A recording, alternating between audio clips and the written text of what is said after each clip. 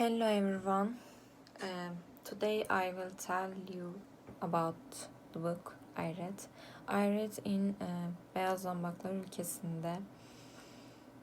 Its author Grigory Petrov.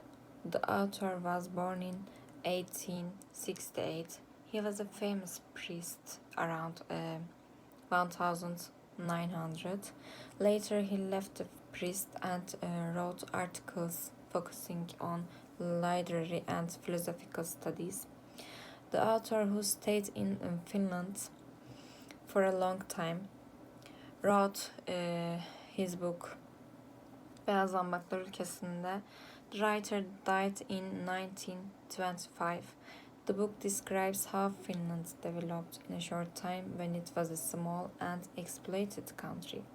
It is an exemplary work that shows the nations who want the civilization their country, what should be done, and how to work for it. Finland has a harsh climate. Their land is bad. It's a swampy place. That's why Finns call their country Suomi, which means swampland. Finland was under Swedish exploitation. The Swedes counted Finns as an inferior race. Finns never developed in terms of culture. Later, in the war between Russia and Sweden, Russia won the war. Thereupon, Russia assured Finland to be independent in its internal affairs, and Finland accepted it and joined Russia.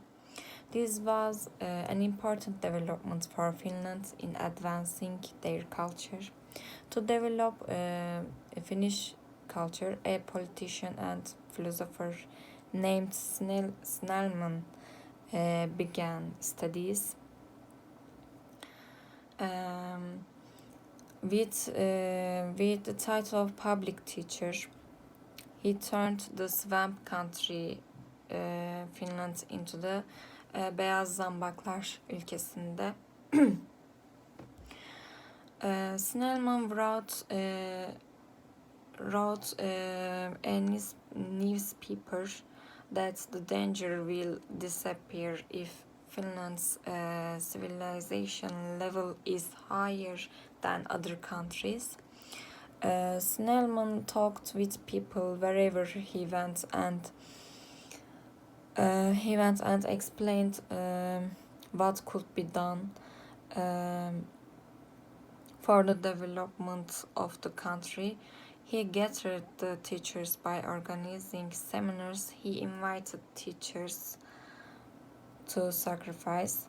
He asked teachers to instill a love of science in students when he returned to school. He taught that not only teachers but also civil servants, doctors, merchants, and the whole nation should contribute to the development of the country and enlighten the people. Therefore, he went to the most remote villages and talked to people by giving information. He went to the church and talked to the priests, and priests asked them to join the people by giving lively sermons. He said that the decline of religious thought in people is also dangerous for the state. He explained that without the love of God in the people, the salvation of the people cannot be achieved. Snellman saw that the civil servants in the country were also elected from Sweden's wealthy stratum officers, and saw that they were not doing their jobs properly. Swedish officials would not listen to the requests of the people and behave arrogantly. Instead, he ensured that Finland's trained civil servants came to work. Snellman also gave importance to the army and worked to improve the military station. Snellman said it is up to the officer to serve the fatherland well, and it is the heart of the officers. Officers are responsible for their health and the development of their knowledge, thought, and morals is under the responsibility of the officer. He made his speech. Snellman talked to families about the education of their children, telling them that they should not be selfish towards their children. They should not act according to their own desires, and that their children should raise them as beneficial individuals for the nation. Volunteers wishing to join Snellman also joined and traveled the country with Snellman. They sent books to the village and repeated this work every week. Järvinen gave a speech at a fest with the title of Jam King in Finland. In this speech, Järvinen explained that they were poor as a child, sold candy in the market, and always dreamed of opening a bigger shop. He gave it to the villagers by making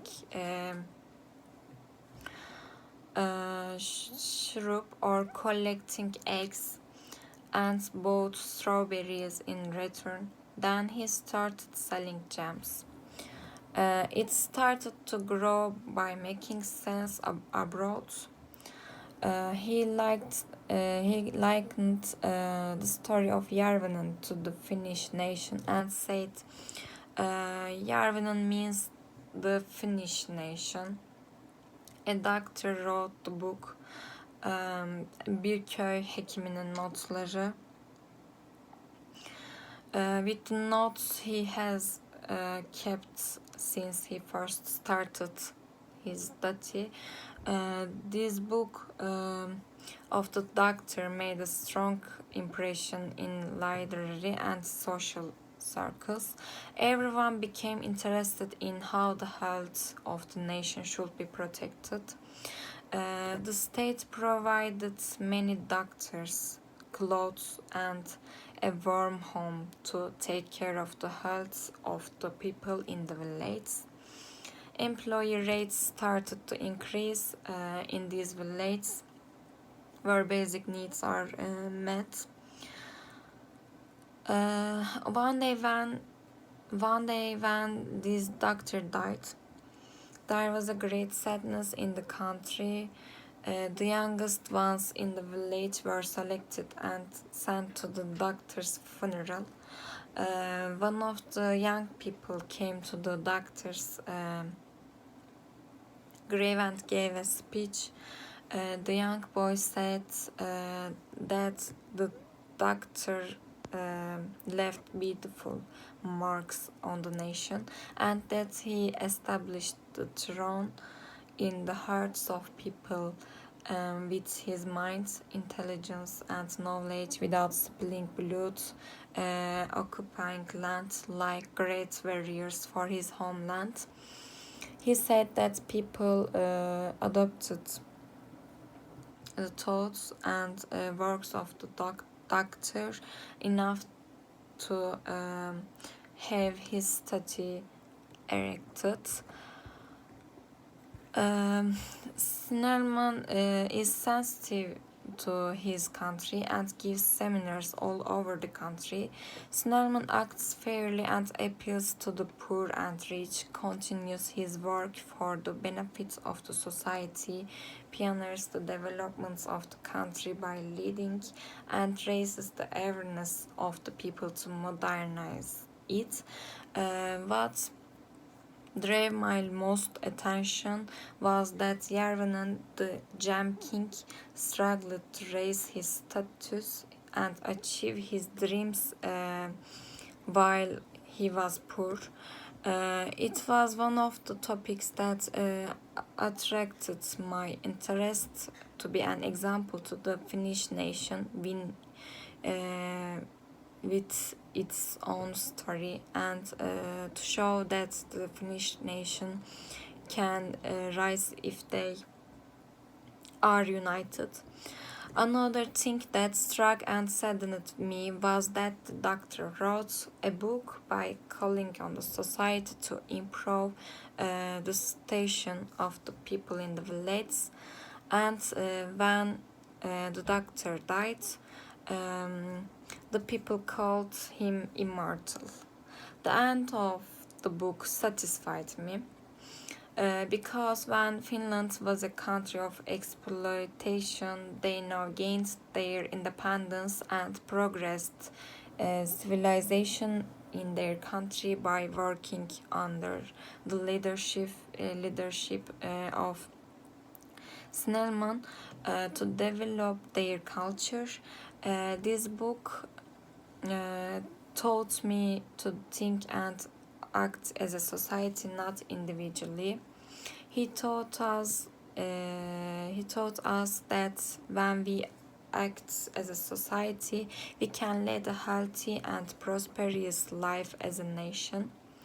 While Snellman travels all over the country, the participation of volunteers, cultural workers, and the fact that everyone works for the benefits of the society without considering individual interests is a station that all countries can take as an example. Thank you.